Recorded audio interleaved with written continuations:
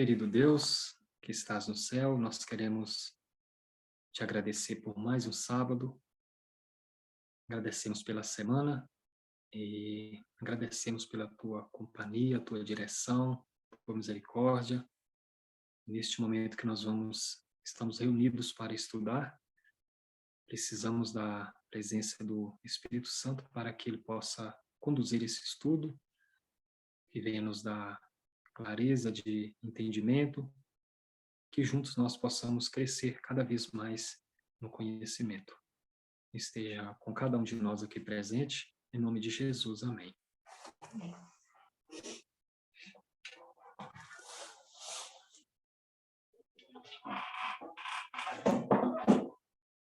Bom, gente, eu imagino que vocês estejam me ouvindo bem. Se caso vocês não estiverem me ouvindo, vocês falam aí, tá bom? Aqui tá beleza, Renan. Ok, obrigado, Nilson. Nós vamos dar sequência, a Rê, no estudo passado. Eu não participei, mas ouvi os estudos dela umas 3 vezes. Foi algo assim maravilhoso, trouxe muita informação, muita clareza, e a importância da gente estar estudando, revendo esses artigos, é algo que traz para todos nós muita informação.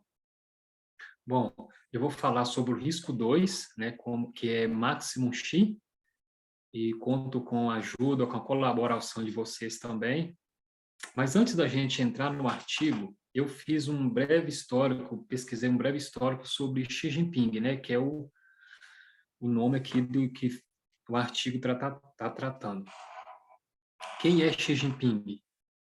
Bom, Xi Jinping ele nasceu no ano de 1953, Só pelo ano a gente já sabe o período e o contexto ali do qual ele nasceu.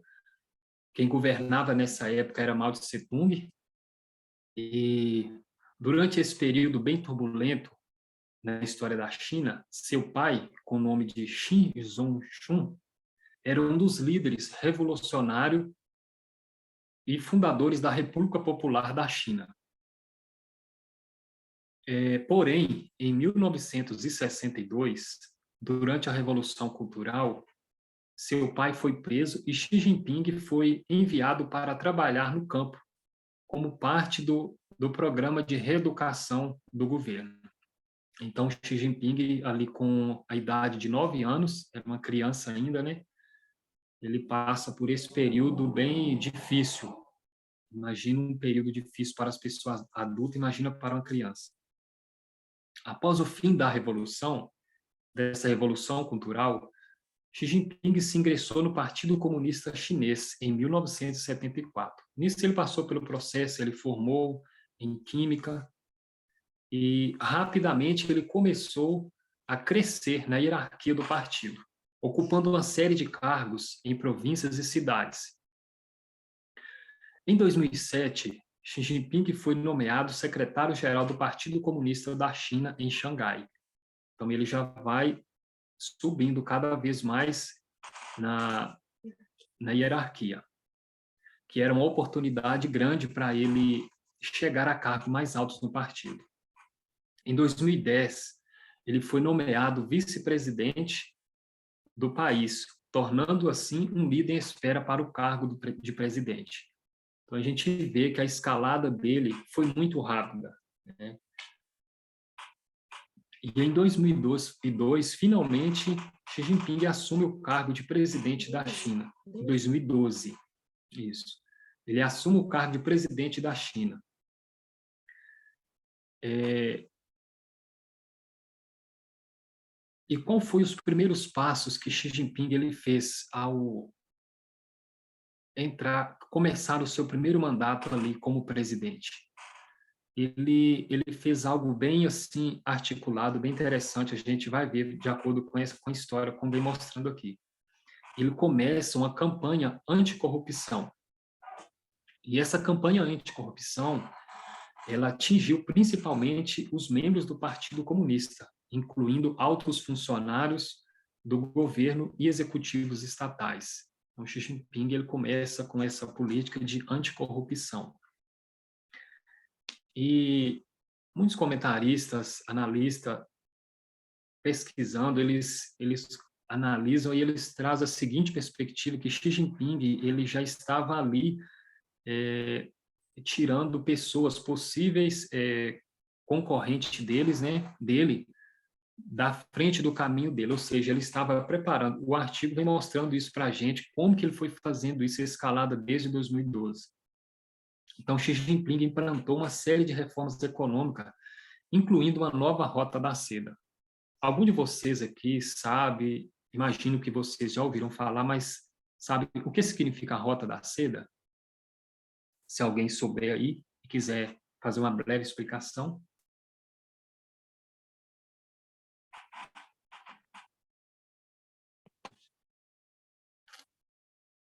Alguém?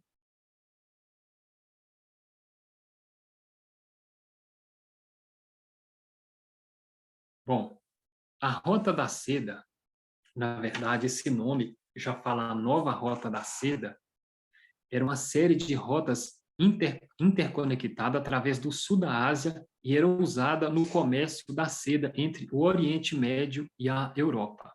Então, essa era uma rota antiga. E os meios de transporte eram as caravanas e embarcações oceânicas. Então, Xi Jinping, focado nessa mesma linha, ele pega esse modelo e ele lança, então, um plano de investimento, de iniciativa ambiciosa de investimento em infraestrutura em todo o mundo. Então, Xi Jinping ele quer implementar e colocar a China como a principal, a que vai dirigir essa nova Rota da Seda. A nova Rota da Seda, também conhecida como Iniciativa Cinturão e Rota, é um projeto ambicioso liderado pela China para impulsionar a operação econômica e comercial entre a China e os países do mundo, lançado em 2013 por Xi Jinping. Então, ele lança esse projeto ambicioso, onde ele quer conectar, se conectar com os outros países, né? Ela é uma iniciativa multibilionária, visando construir infraestrutura e transporte e energia em todo o mundo, incluindo ferrovias, rodovias, portos e gasodutos. A iniciativa também busca melhorar a conectividade digital e promover o comércio e investimento entre os países envolvidos. Então, a China, com esse projeto de Xi Jinping, ele quer fazer essa conectividade, né, com outros países e principalmente na área digital também. Como todos nós, a gente já sabe que tudo que a gente tem, a maioria das coisas que a gente tem em casa, seja um eletrodoméstico, celular, computador, peças de carro, em todo mundo, imagino que tenha uma peça ali da China, porque a China, muitos analistas até falam que a China é a fábrica do mundo. Mas então, essa Rota da Seda, ela é composta por duas partes principais. A primeira é conhecida como Cinturão Econômico, que se conecta, que deseja, concentra em conectar a China com a Europa através da Ásia Central e do Oriente Médio, ou seja, essa parte mais terrestre, né? E a segunda é a Rota Marítima, que se concentra em conectar a China com o Sudoeste Asiático, África e Europa através de rotas marítimas. A partir de 2016, a China começou a aumentar seu envolvimento na América Latina através do novo Cinturão e Rota. Então, a China, em 2016, ela começa a avançar. Já em 2017, findando ali o primeiro mandato de Xi Jinping, né, o Panamá se tornou o primeiro país a apoiar o programa através de acordo de cooperação. Então, a China tem financiado o projeto de infraestrutura em vários países da região, incluindo ferrovia, portos e estradas, visando aumentar a conectividade e o comércio entre a China e os países da América Latina. Entre o sul-americano, Os únicos que não aceitaram o acordo de cooperação foram o Brasil e o Paraguai.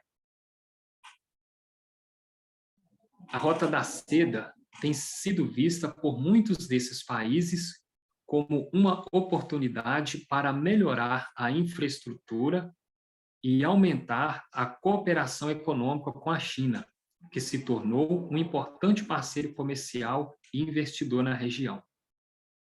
No entanto, a preocupação de que a iniciativa possa levar a uma maior dependência econômica com a China e as possíveis implicações políticas.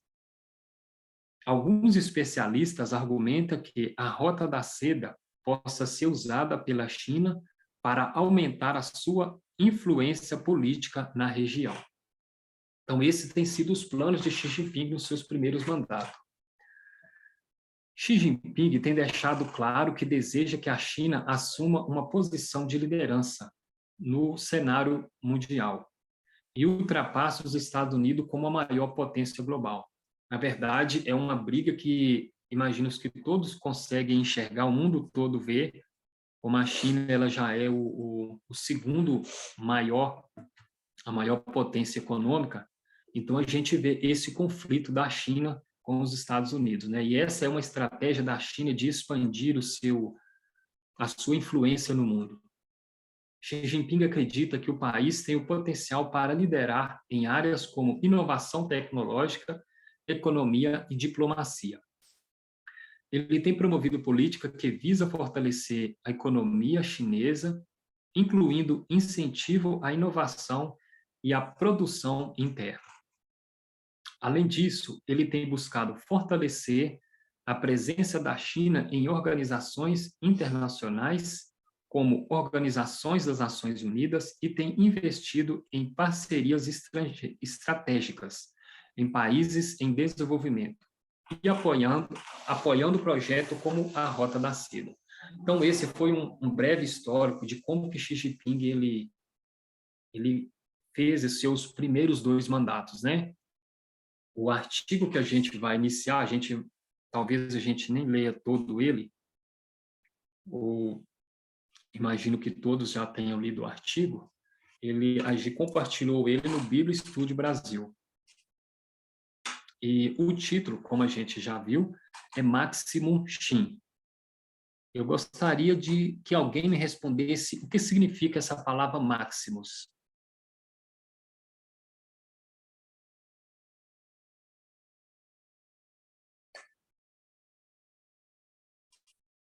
O que vocês entendem da palavra Maximus?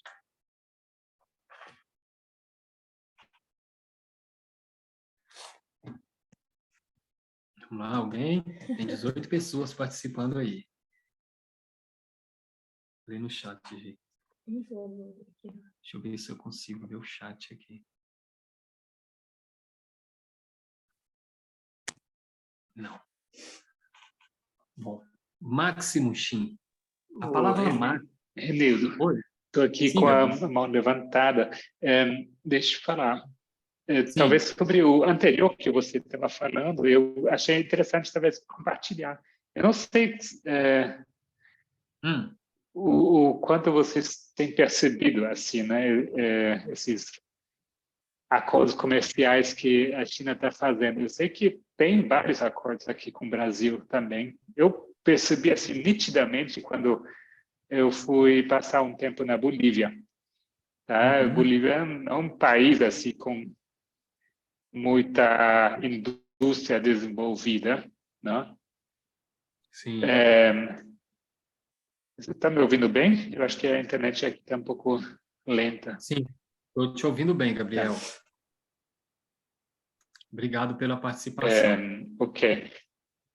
Então, eu digo que não é um país assim com uma indústria muito desenvolvida, né? E você vê lá a empresa.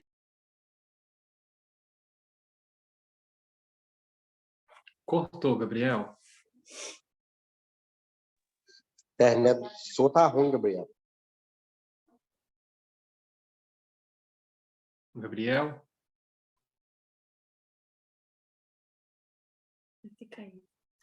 Bom, deve ter Acho que caído. caiu, viu? Acho que caiu, viu, Renildo? Internet dele. Então, gente, eu gostaria que alguém, pelo menos, desse assim, um parecer do que vocês pensam da palavra máximo. Bom, a palavra máximo, eu vou responder que vocês não estão querendo, acho que está pouco frio aí, que vocês não estão Renildo, querendo. Oi, Renildo, oi. então, máximo é o mesmo que máximo, né? Que máximo. E aqui a gente pode ver como indicação de poder, né? Sim, Um poder máximo. exato. Assim eu enxergo, eu vejo. Obrigado, Rê, pela participação. Gente, são coisas simples, mas quando é usado aqui o texto máximo, é o máximo, né? Essa palavra maximus, é uma palavra latina, na verdade, que significa máximo, né? Que significa algo maior ou acima de todos, que é excelso, mais alto ou mais intenso. Então, essa é a posição que Xi Jinping alcançou. Desde 2012, ele vem fazendo esses projetos, tanto interno como também externo, as estratégias dele para ele chegar onde ele chegou. E o terceiro mandato, na verdade, de Xi Jinping, ele é algo inédito. Isso nunca aconteceu desde Mao Tse Tung, né, que era um ditador que ficou ali por 30 anos, né? Então, ele fez algo inédito. Gabriel, quando a internet voltar, se você quiser continuar falando, viu? Até então, acho que a Eu acho internet que dele voltou. Desculpe. voltou, Gabriel. Sim, se Eu você vou ser quiser. bem breve. Desculpe, né? Eu não Não, queria assim, dar esse longo comentário. Só queria falar, eu cheguei na Bolívia, eu vi que eles havia indústria chinesa assim com enormes máquinas, coisa que não se vê lá no dia a dia, sabe? Eles estavam chegando lá colocando asfalto num tempo recorde, fazendo as coisas acontecerem, né? E até onde eu sei, eles dão condições muito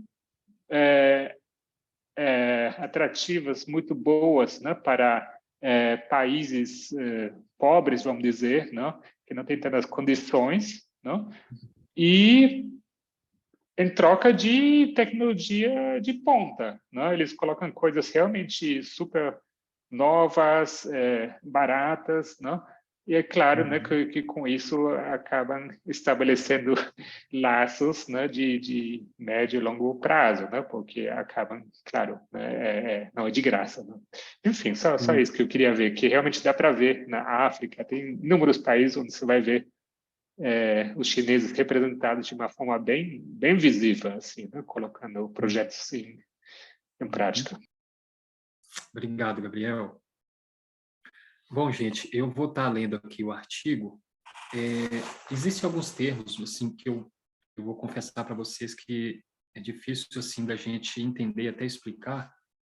E se alguém, né, como o Gabriel ou outra pessoa aí que entender e quiser participar e falar, tá, esteja à vontade. Então a gente vai estar lendo aqui o artigo e, se possível, a gente vai comentando. Eu conto com a participação de vocês. Bom, começando aqui, né? Se alguém quiser ler também, eu vou ler essa primeira parte aqui. Se alguém quiser, algum voluntário, se quiser ler, pode estar lendo também. Xi emergiu do 20º Congresso do Partido da China em outubro de 2022 com um poder incomparável desde Mao Tse-tung, né? Então, aqui está fazendo uma comparação entre Xi Jinping e Mao Tse-tung, que foi uma pessoa muito importante na China, né? A Gi já até falou sobre ele aqui, tem um estudo aí falando sobre ele, e eu gosto sempre assim de estar vendo alguns documentários também, enfim. Mas, então, Xi Jinping ele está sendo comparado com Mao Tse-tung, né? Tendo empilhado o Comitê Permanente do Politburo do Partido Comunista com seus aliados mais próximos, Xi está praticamente sem restrições em sua capacidade de seguir sua agenda política estatista e nacionalista. Então, o que a gente está vendo aqui?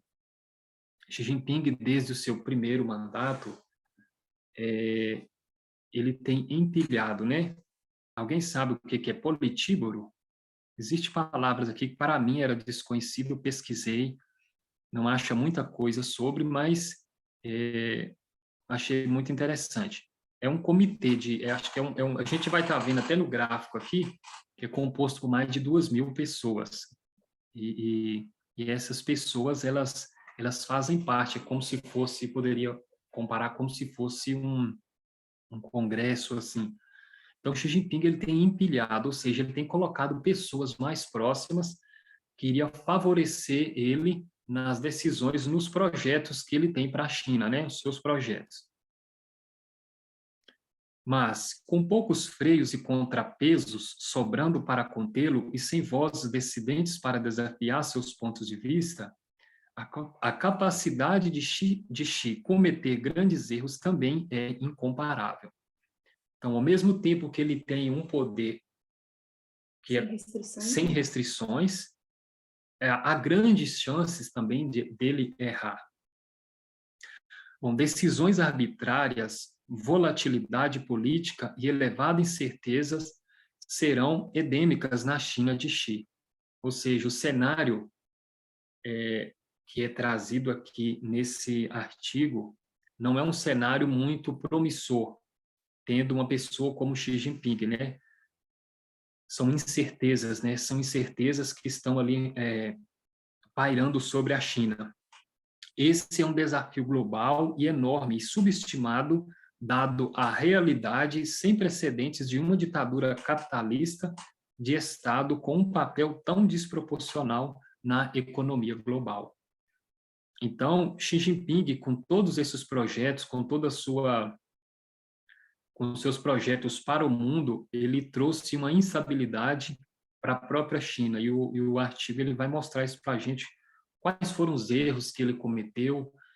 E esses erros, ele não afeta somente a China, mas esses possíveis erros, eles podem afetar o mundo todo, sabendo que a China ela tem essa conexão, né, com outros países do mundo. A gente está vendo, por exemplo, aí muito claro a guerra na Ucrânia, um país que praticamente a gente pouco conhecia como que abalou a economia, foi no mundo inteiro, né? Então a gente vê a China com essa superpotência, essa instabilidade na China, elas são riscos para o mundo inteiro e para a economia global. Bom, Xi cometeu uma série de erros no passado recente. Aqui o artigo vem trazendo o primeiro ponto, que foi o erro de Covid-0. O que vocês... a política de Covid-0. Então, vocês vê a política da China com a Covid, quais foram os erros que vocês... Bom, a gente consegue ver, mas quais foram os erros que vocês conseguiu detectar, assim, que ele poderia ter feito de maneira diferente? O que vocês têm a falar sobre esse risco de Covid-0, a política de Covid-0 de Xi Jinping?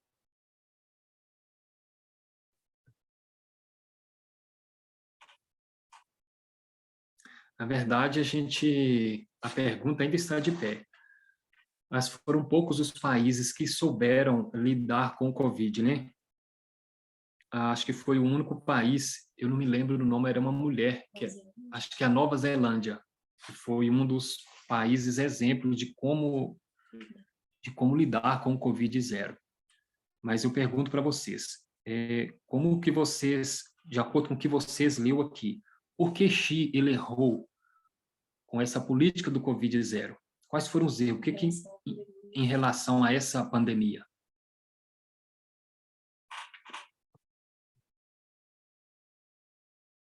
Vamos lá.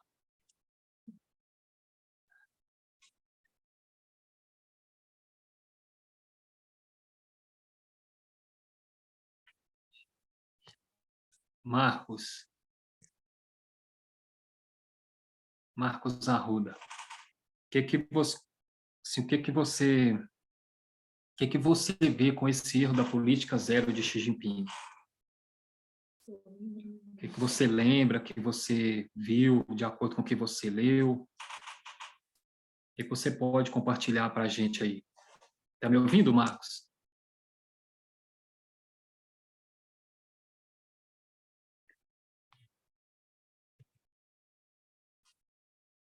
Deixa eu procurar aqui outra pessoa.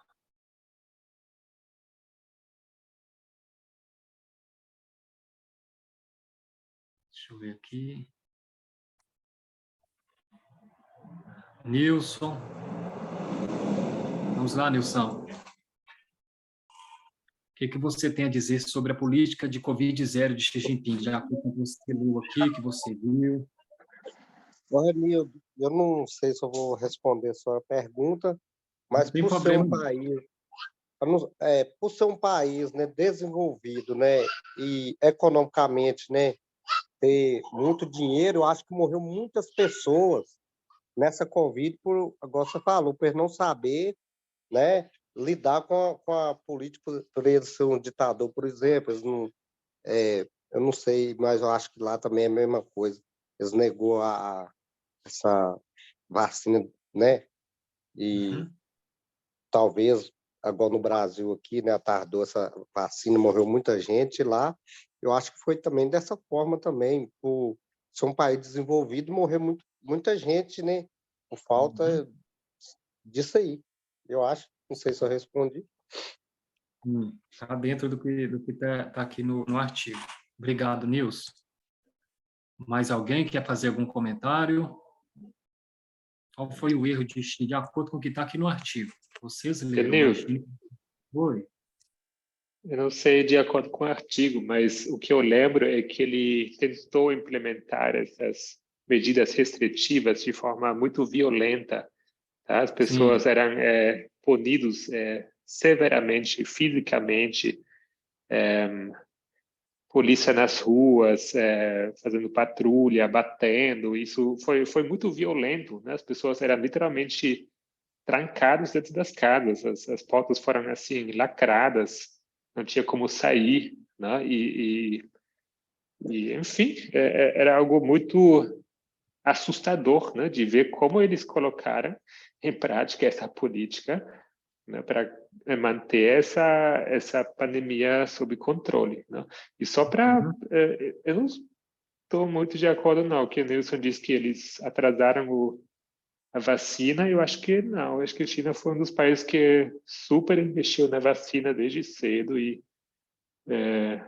vacina era obrigatório, não, como um dos primeiros países, né? Acho que eles foram bem para frente com a vacina. Sim. Obrigado, Gabriel. Realmente, nesse período, eu lembro que a gente estava vendo sempre nas reportagens como que a China ela estava fazendo essa repressão de pessoas, né? Por exemplo, se uma pessoa tivesse atraído o vírus, eles faziam ali rapidamente um mapa de onde aquela pessoa foi, eles tinham como rastrear as pessoas com quem aquela pessoa teve contato. E aqui, de acordo com o artigo, um dos erros também que ele fez foi a recusa de oferecer vacinas, né, junto de alta qualidade, de fabricação estrangeira, combinada com campanhas de vacinação. E mesmo com doses produzidas localmente, de acordo com o texto aqui do artigo, deixou a população chinesa mais vulnerável à enfermidade grave do que deveria e fez com que a saída repentina e surpreendente de Xi da política de Covid-0 fosse muito mais mortal. Então, a gente vê que ele, ao mesmo tempo que ele implementa essa política de Covid-0 de uma forma assim, muito brutal, como o Gabriel falou para a gente aí, com lockdown, e ele também ele faz algo, a saída também brusca, né? Brusca dessa política, dessa campanha de Covid-0, foi também algo mais mortal ainda.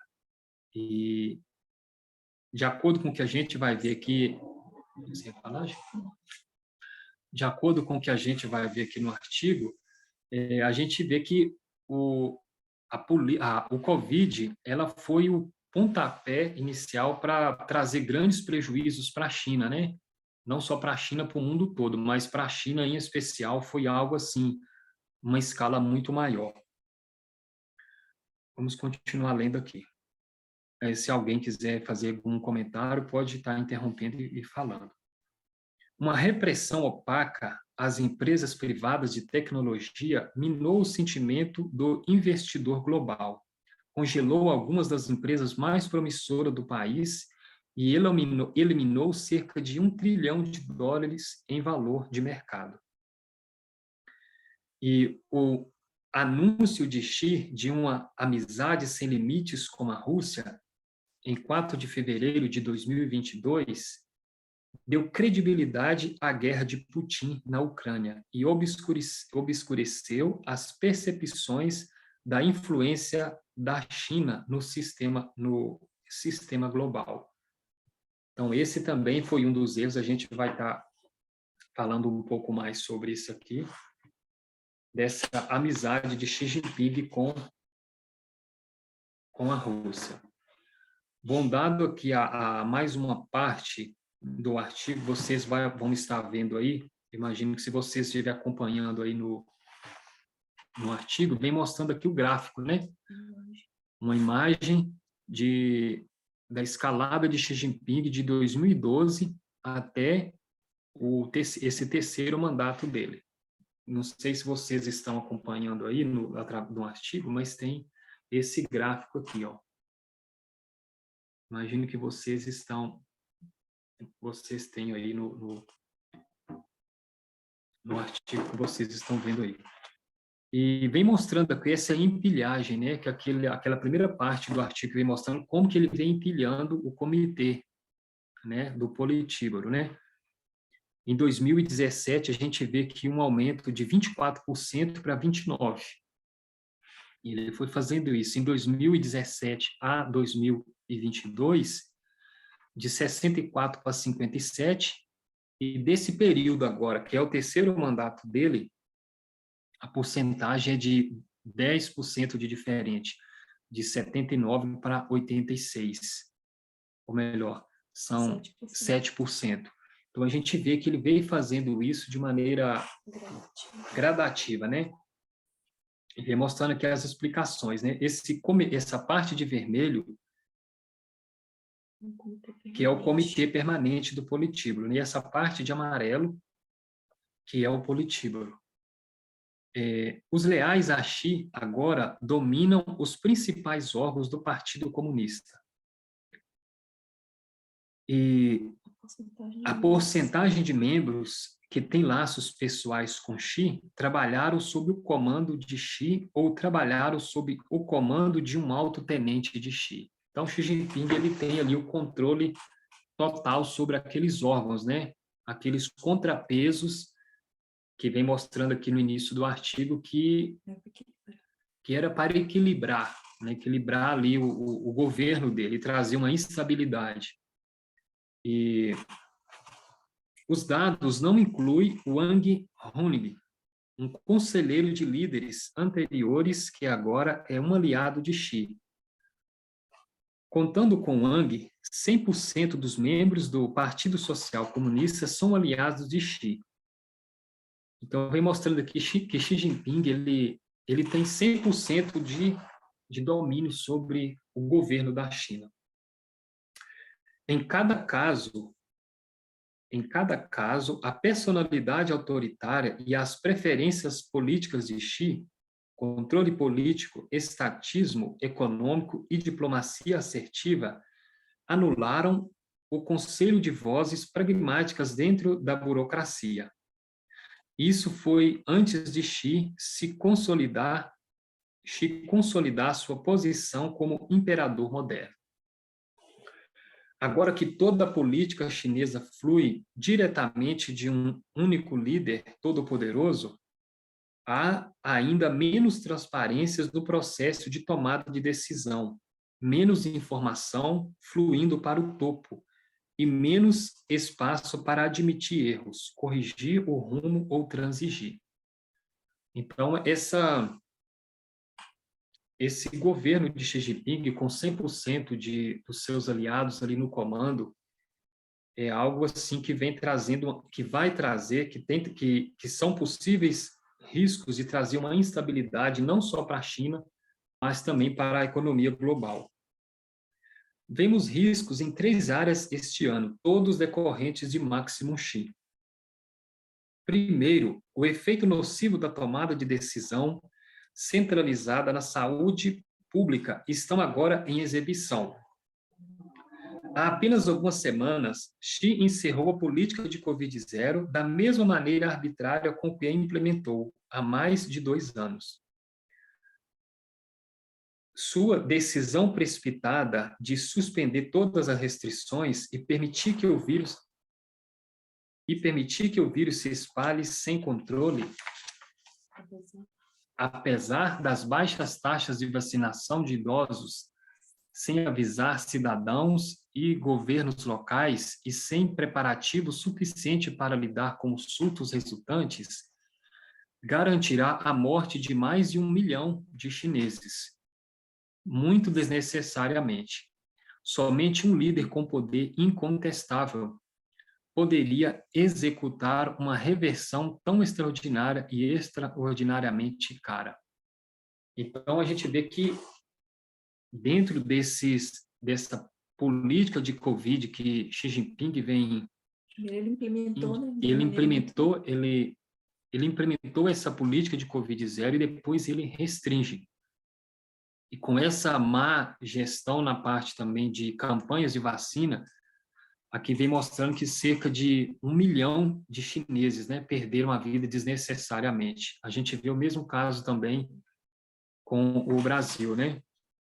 A gente vem fazendo essa comparação. E por que isso é tão caro para a China? A gente sabe que a China também ela tem uma política de natalidade, né? Eu até estava vendo numa reportagem que agora eles estão incentivando as pessoas a terem filhos, né? E, se eu não me engano, acho que lá só podia ter 1 ou 2 filhos. Eu sei que agora estão incentivando, né? E a gente vê que com o Covid-19 ele trouxe também esses prejuízos para a China. Bom, vamos continuar lendo aqui. Além disso, se uma nova cepa grave de Covid surgir, Máximo Xi tornará mais provável que ela se espalhe amplamente na China e além. É improvável que a China identifique a nova variante devido à redução de testes e sequenciamento, reconheça enfermidades mais graves devido a um sistema de saúde sobrecarregado e permita que notícias de uma variante mais grave se espalhem devido ao histórico de transparência de Xi. Então, como a gente está vendo aqui, com esse governo de Xi, se houver uma possibilidade de surgir uma nova cepa, o que a gente pode esperar que a gente não vai saber disso de um momento instantâneo.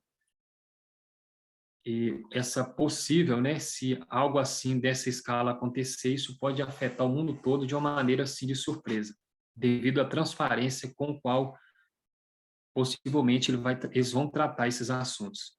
O mundo teria pouco ou nenhum tempo para se preparar para um vírus mortal. Então a gente vê quão preocupante é, né, uma pessoa no poder com esse poder totalitário como o Xi Jinping e como a China tem hoje.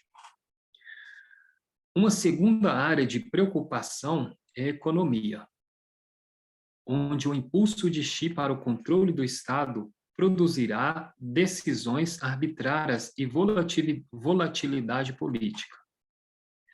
A economia da China está em um estado frágil após 2 anos de rígidos controles de do Covid-19. Os esforços forçados de desalavancagem e a queda do mercado e do sentimento de mercado têm impedido o crescimento do setor imobiliário crítico, esgotando a receita do governo local. Eu estava até pesquisando também, justamente um dos pontos que está bem frágil também na China, essa questão do setor imobiliário, né? A gente vê, há algum tempo atrás, eu vi uma reportagem de uma das maiores empresas da China, né? A Evergrande, acho que é esse o nome, ela estava com uma probabilidade bem grande de falir, né? E estava mostrando ali que se ela falisse, isso afetaria o mundo inteiro, porque a China, a maneira como ela faz esse setor imobiliário funciona através de dívidas, né? as pessoas compram as casas e vão pagando essas casas durante os seus apartamentos, enquanto está sendo construído. E uma coisa interessante é que muitas pessoas na China, com essa instabilidade que está tendo lá, principalmente nesse setor imobiliário após ali esse Covid-19, muitas pessoas estão recusando a pagar esses apartamentos ou casas justamente por não ter essa previsibilidade de que vão receber de fato as suas casas, ou seja, elas não estão tendo a certeza de que vão receber os seus apartamentos.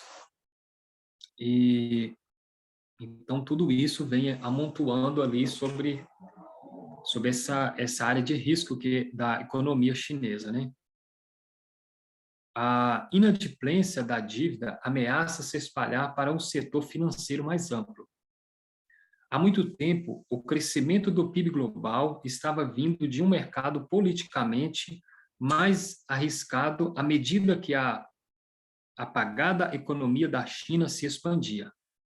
Mas, em 2023, as perspectivas da China são ainda mais importantes, dados os riscos crescentes da recessão em outros lugares.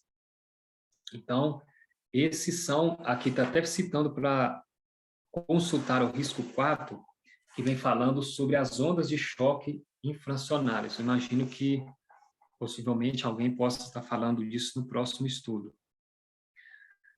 Então, esse cenário de enfraquecimento do crescimento global e aprofundamento dos desafios domésticos exige uma gestão econômica competente de Pequim. A Rico escreveu algo aqui. Rê, você pode falar? Eu estou com dificuldade de ver no chat aqui. Você pode falar o que você escreveu, por favor? Sim, Renildo, é que as construções das casas, né, estão inacabadas. As casas são pré-vendidas, né? Sim. Então, a família, no caso, ali dá o seu lance, o primeiro lance pela casa, né, e começa o pagamento. Enquanto isso, a construção vai se dando, né? Mas, como a construção parou, o setor imobiliário entrou em crise e as construções não seguiram, até porque todo o país parou, né? Com a política da Covid-0, o país parou. Então, as construções não se deram e essas pessoas que já tinham investido não queriam pagar, né, continuar pagando, como você falou aí, porque as casas estão inacabadas e sem a certeza, né, de quando vai acabar. Lógico, toda a parte financeira do país também ficou muito afetada. Sim. E só para dar sequência ao que a Rita está falando aí, existem bem cidades fantasma, né, que elas vão construindo, mas não são ocupadas por pessoas. Então, ou seja, tudo isso vai agravando cada vez mais essa crise na China. Obrigado, Rê. Então, continuando aqui.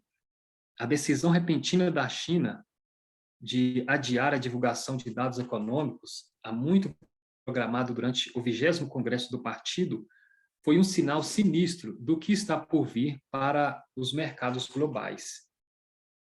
No mínimo, a maior sensibilidade do mercado e companhia, a voz singular de Xi convidará a volatilidade em resposta a quaisquer sinais que ele transmita, resultando em uma reavaliação de risco de crédito que, por sua vez, leva à inadimplência e falência.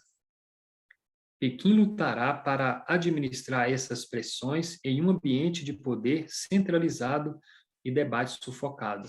Então, é isso que pode esperar. É interessante, né, que a gente ouve falar muito aqui no Brasil, né, que o mercado ele quer previsibilidade, né, ele quer que o governo transmita isso para eles atraírem investimentos, né, investidores, tudo mais.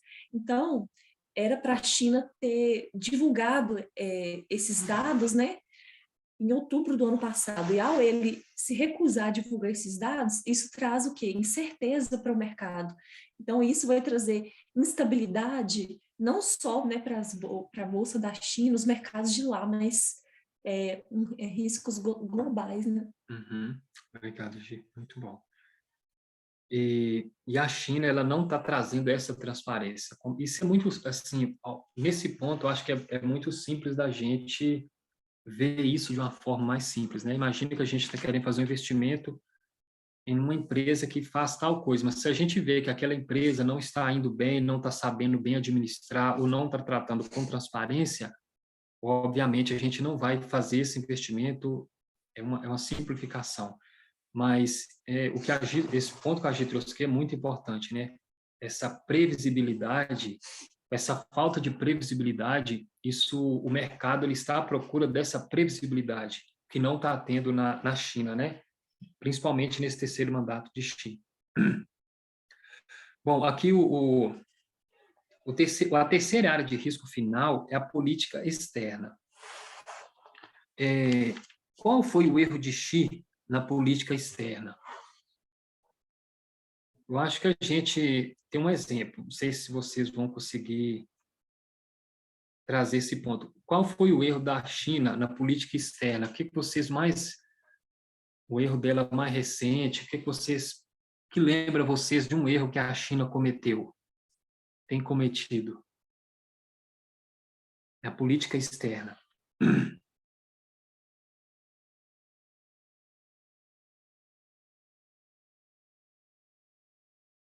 O que vocês acham?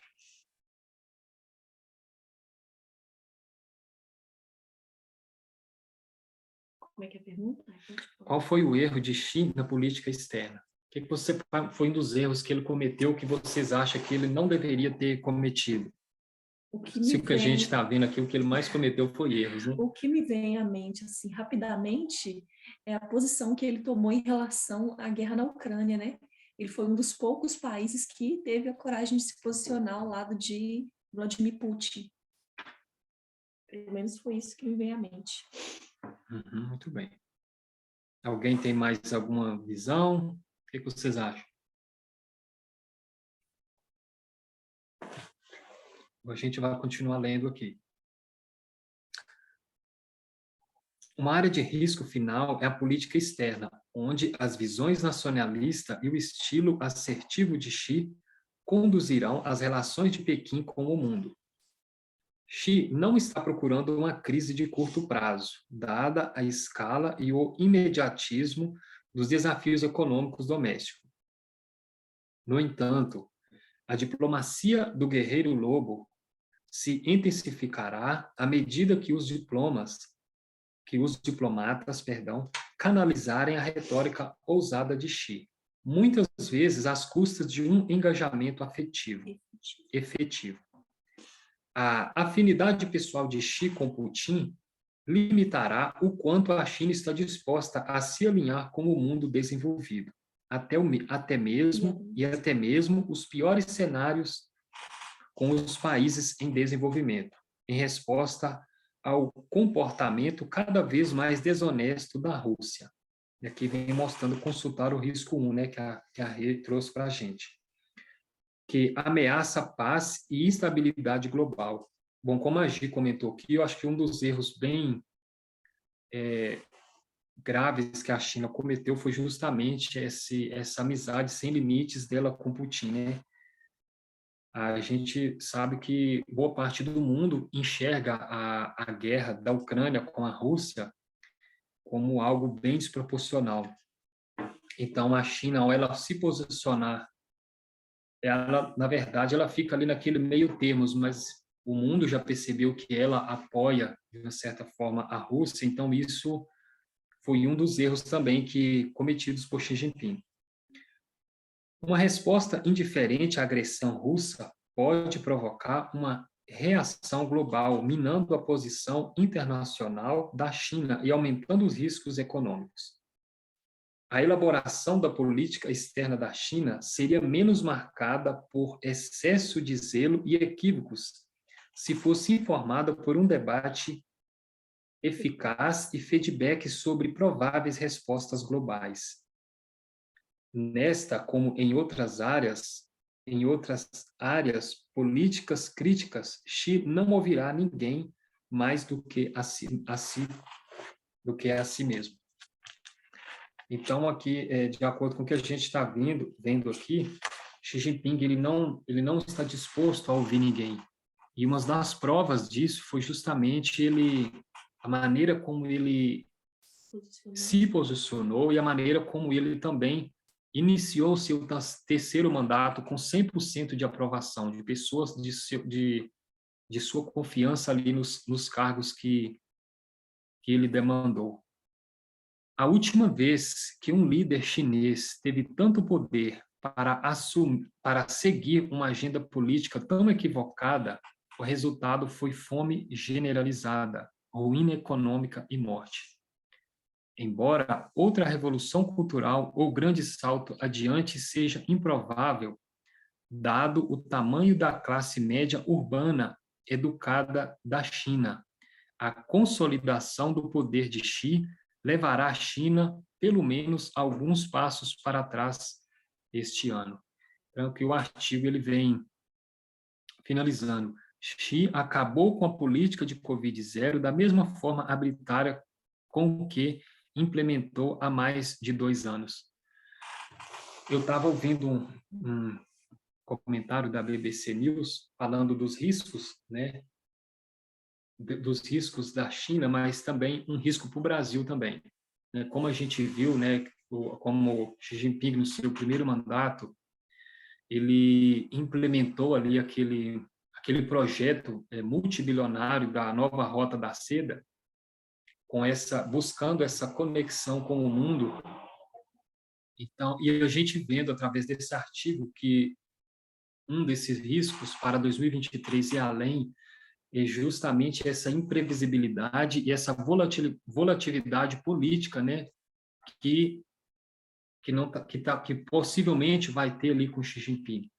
E isso pode afetar não só a China, mas o mundo inteiro. E o Brasil é também um dos países que também a China tendo essa queda na economia afetará também o Brasil muito mais, que é um dos maiores parceiros comerciais da China. Então, gente, o artigo ele vem trazendo isso. Alguém tem algum comentário para fazer? Algum acréscimo? Sim. Tá, só resumindo aqui, esses efeitos, né, dessa política de Covid-0 foram efeito na saúde pública, né?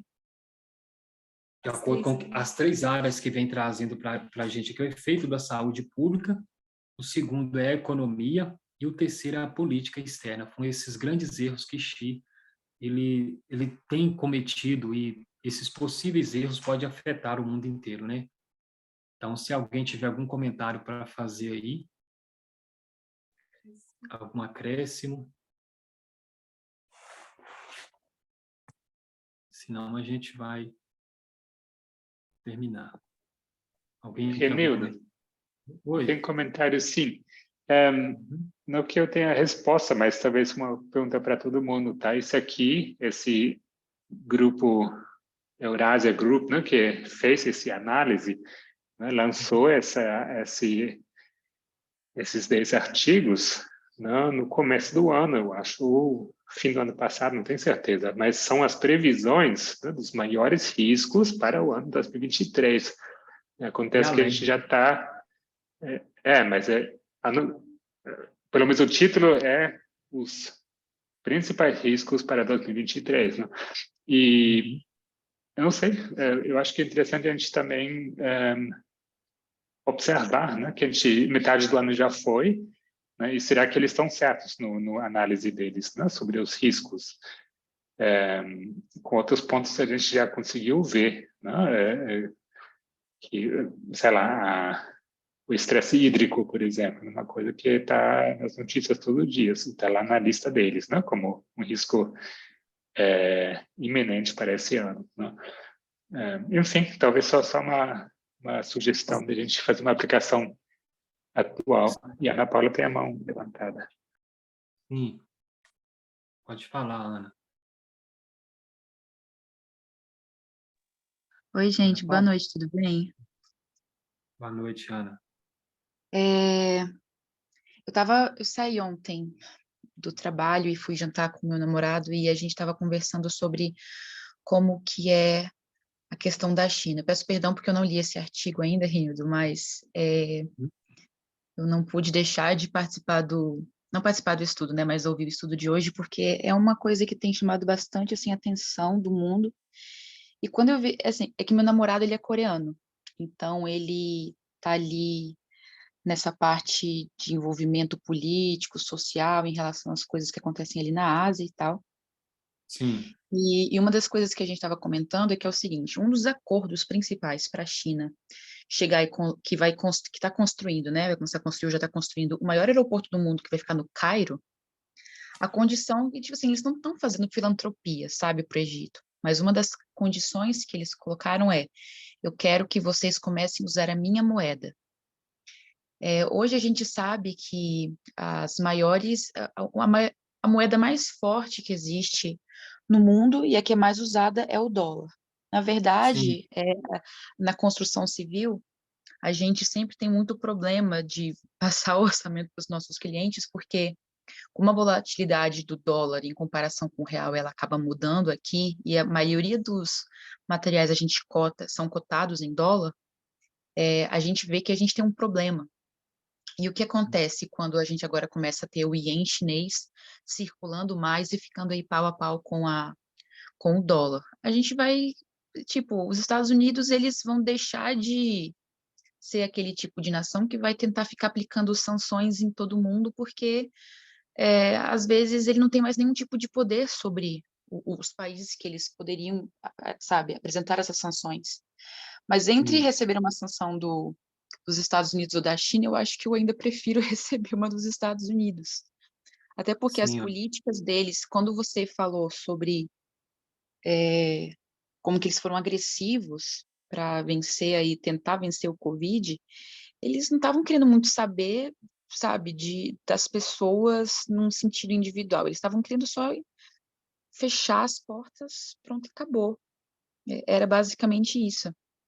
E aí teve toda uma complicação, tanto sanitária quanto econômica, e o artigo, pelo que você leu e pelo que está comentando, acaba mostrando isso, sabe? E uma coisa que eu fico bastante, agora esse é meu último comentário, para uhum, mim se torna muito óbvio que a China ela apoie a Rússia. A gente está falando aqui praticamente de colonização novamente em pleno século XXI.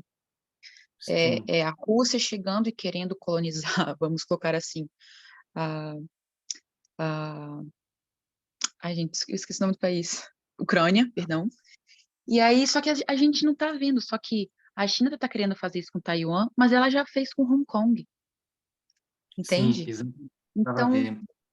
então eu olho para essa situação e penso, gente, daqui a pouco é o iene chinês que está com o maior poder, sabe, de moeda no mundo, porque eles estão crescendo, como você falou, a China é a fábrica do mundo. E o que vai acabar acontecendo é que daqui a pouco é a China que vai estar colocando sanções em todo mundo e querendo colonizar o mundo inteiro. Sim, ô, É Ana, isso. Pode segure o falar. seu, segure o seu comentário, você pode continuar. Mas só nesse ponto que você falou, eu achei interessante que eu, eu, eu sigo um professor que ele vem falando justamente sobre essa questão da guerra, ele fala sobre essa questão de geopolítica. E ele estava falando de uma possível da China fazer com a Rússia, na verdade, a Rússia ser uma colônia da China, porque a China que está dando toda essa estabilidade para a Rússia, mas, ao mesmo tempo, a Rússia ela pode se tornar dependente da China, né? Assim como muitos países são dependentes dos Estados Unidos. Pode falar, continuar, desculpa. Não, mas é exatamente isso.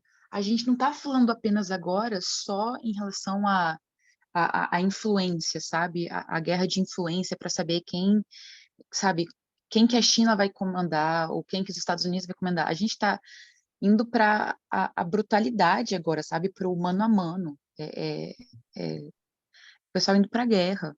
Então, assim, Hong Kong não teve a capacidade nenhuma de se defender da China quando ela roubou Hong Kong, vamos falar tipo assim, você é minha, você poderia o meu. Mas Taiwan, eu não sei se, eu acho que Taiwan ela vai lutar.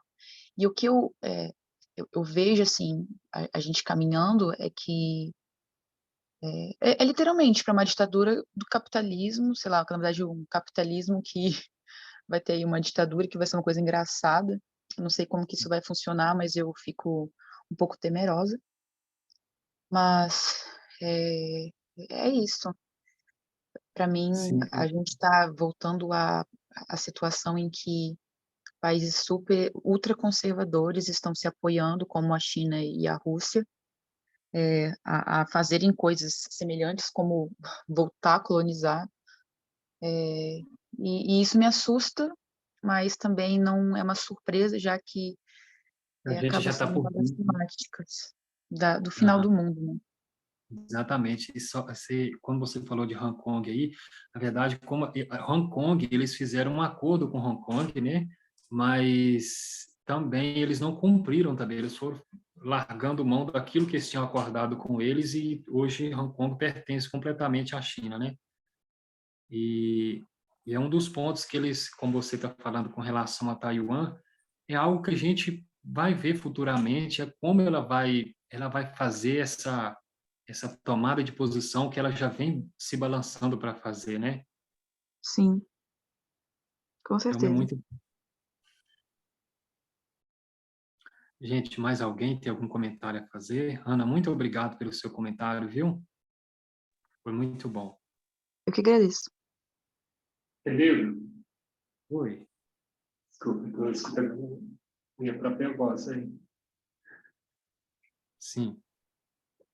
Não entendi, Gabriel. É, peraí, estou escutando eco. Ah, peraí. Tá cortando, Gabriel?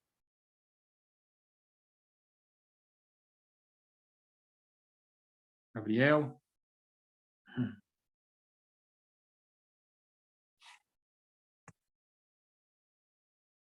Bom, acho que deve ter caído o sinal do Gabriel. Gente, mais alguém tem algum comentário para fazer? Senão a gente vai fazer uma oração para a gente terminar. Se o Gabriel não voltou. Bom, vamos finalizar então, gente. Oi, Gabriel. Pode, assim, muito breve. Eu só queria dizer que o artigo ele fala sobre Taiwan também no final dos 10 riscos. Acho interessante a gente lembrar Ana, disso e achei bem relevante assim, né? Porque de fato é um aparente risco e eles têm uma opinião sobre que eu acho interessante. Mas enfim, é só isso. Podem encerrar se quiser. tá bom, Gabriel, obrigado. Vamos fazer uma oração então para a gente encerrar.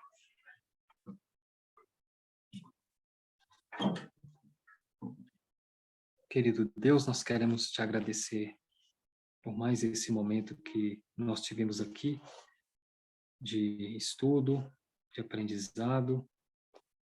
Queremos agradecer por todos esses artigos que têm sido trazidos a nós, uma oportunidade para cada um de nós ter uma visão dos acontecimentos que estão acontecendo no presente e também que a gente também pode estar olhando um pouco para frente e assim a gente vê como que o mundo político, como as coisas vão se juntando, Senhor.